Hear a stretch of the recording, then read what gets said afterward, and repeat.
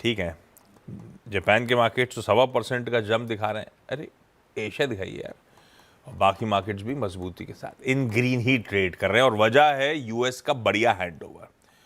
पिछले फ्राइडे से हर दिन यूएस के मार्केट्स में मजबूती के साथ कामकाज हो रहा है। कल चौथा स्ट्रेट ट्रेडिंग सेशन हो गया। हम लोग जब क्लोज कर रहे थे तब यूएस के फ्यूचर्स थे 1/4 से 1/3% ऊपर। एक्चुअल सेशन में 2/3 से 3/4% का जंप था। और आज सुबह की फ्यूचर्स भी फ्लैट है, इन ग्रीन शेड के साथ फ्लैट है। तो हैंडओवर काफी बढ़िया है। जहां छोड़ा था उससे वापस यूएस के फ्यूचर्स कहीं ऊपर आज सुबह हमें हैंडओवर के तौर पे मिल रहे हैं।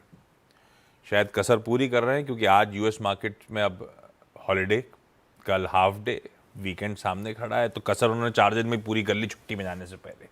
पर हुआ क्या कल के सेशन में, ओवरनाइट डेवलपमेंट्स क्या थे, हॉर्मास से समझ लेते हैं। हॉर्मास भाई साहब, गुड मॉर्निंग। गुड मॉर्निंग आशीष। पहले तो एक दुखद खबर बता दूं बाजार पे आने से पहले कि वाशिंगटन डीसी में कल एक शूट आउट हुआ। व्हाइट हाउस के बिल्कुल करीब, कुछ 2 बिल्डिंग्स छोड़कर व्हाइट हाउस के नज़दीक एक शूट आउट हुआ, जहाँ पर एक अपराधी ने नेशनल गार्ड के 2 अफसरों पर गोलियां चलाई, जो कि अब गंभीर हालत में है, अस्पताल में भर्ती है। और उसके बाद फिर उस सस्पेक्ट को भी हिरासत में लिया गया, उस पर भी गोली चलाई गई और उसे हिरासत में लिया गया है। अब तक ना तो उन दोनों पुलिस अफसरों की और जो जिसने गोली चलाई उस पर उसकी भी आइडेंटिटी अब तक पुलिस वालों ने डिस्क्लोज नहीं की है। लेकिन बताया ये जा रहा है कि ना तो डोनाल्ड ट्रंप ना व्हाइट हाउस का कोई बड़ा अफसर उस वक्त व्हाइट हाउस में मौजूद था जब ये शूट आउट हुआ। लगभग 2:15 बजे उनके समय अनुसार ये घटना हुई। और डोनाल्ड ट्रंप जो इस वक्त फ्लोरिडा में है, उन्होंने कहा है कि भाई जो अपराधी है उसे एक बहुत गंभीर कीमत चुकानी होगी। और ये इसलिए ज़्यादा चर्चा में है क्योंकि नेशनल गार्ड जो है वो डोनाल्ड ट्रंप ने अगस्त के महीने में जो है डिप्लॉय की थी वॉशिंगटन में, वहाँ पे अपराध को रोकने के लिए, जिसे आगे चलकर अदालत ने गैर कानूनी ठहराया था। लेकिन नेशनल गार्ड अभी भी वॉशिंगटन में स्टेशन्ड था, कि उन्होंने ये नहीं कहा था कि आप तुरंत शहर छोड़कर चले जाइए, वो अभी भी वही थे।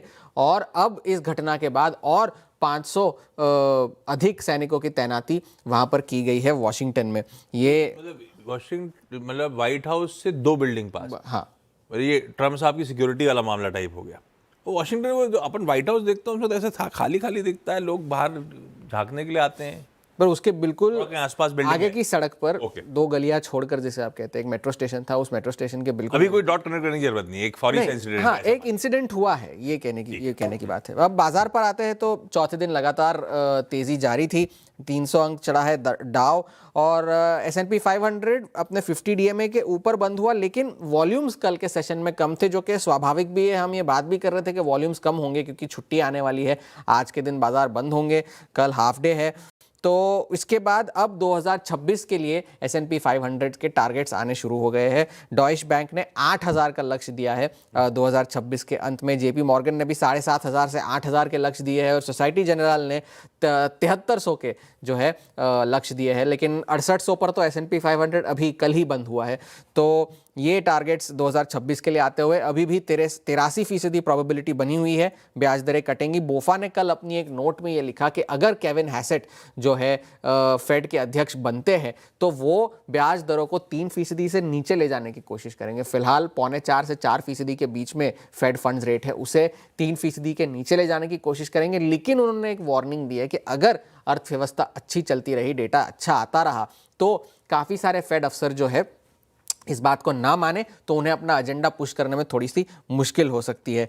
कल एक और बजट की घोषणा हुई यूके में, जहां पर लोगों पर जो है टैक्स की सीमा को बढ़ाया गया और लोगों को टैक्स के ब्रैकेट में जो है डाला गया। मेंशन टैक्स की घोषणा की गई, जुआ वगैरह वगैरह खेलने पर भी जो है ज़्यादा टैक्स लगाया गया। कनाडा ने ये ऐलान किया है कि वो स्टील प्रोडक्ट्स पर और 25% का टैरिफ लगाएंगे, लगभग $7 बिलियन के स्टील डेरिवेटिव्स पर।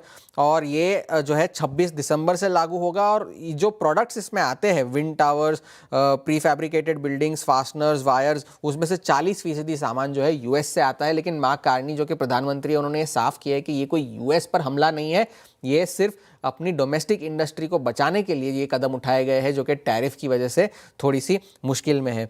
तो हैंडओवर तो अच्छा है। अब अगले 2 दिन तो क्यूज़ का अभाव रहेगा क्योंकि आज छुट्टी है, कल हाफ डे है, तो ज़्यादा एक्शन वहाँ नहीं होगा। लेकिन अब दिसंबर के महीने में जो है असली एक्शन शुरू होगा, जब फेड की बैठक होगी और बाकी सारा डेटा आना शुरू होगा। हैंडओवर तो बढ़िया आ रहा है। कल सुबह हॉर्मास क्या क्या बताएंगे ये ज्यादा इंपॉर्टेंट है, क्योंकि यूएस में कल आज रात पे कामकाज नहीं हो रहा होगा। लेकिन हाँ, 4 दिन से बढ़िया तेजी तूल पकड़ रही है। बड़ा ऑप्टिमिज्म का फिर से ओवरडोज हो गया है दिसंबर बैठक को लेकर, और बाकी सब पेरिफेरल डेवलपमेंट्स हॉर्मास ने बता दी है।